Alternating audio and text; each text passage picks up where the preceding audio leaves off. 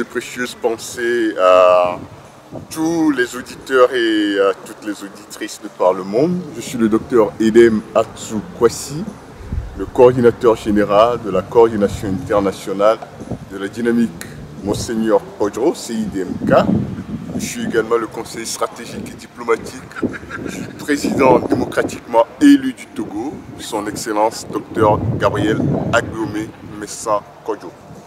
Aujourd'hui, le 15 septembre 2020, depuis le Parlement allemand, cette place symbolique, je l'ai choisie parce que je voudrais m'adresser au peuple d'Afrique et particulièrement au peuple togolais, que sa marche tumultueuse vers sa libération n'est pas vaine et que cette année 2020 verra la libération du Togo, vaille que vaille, parce que c'est un décret divin et aucune force, quelle qu'elle soit, ne pourra pas l'entraver. Dans la perspective de cette libération, de notre libération nationale, le samedi prochain, 19 mars 2020, au moment où les panafricains vont se retrouver à Paris pour porter la voix de l'Afrique à la face du monde, la coordination internationale de la dynamique Monseigneur Kodjo organique dans le cadre de notre lutte collective patriotique et plurielle de libération nationale, un colloque mondial dénommé Alternance Togo 2020. Ce colloque qui sera sous forme virtuelle verra la participation d'un panel qui va regrouper des figures de choix du Togo comme de l'Afrique et des membres du gouvernement légitime du Togo, dirigé par son Excellence Antoine Kofi Ntjombe.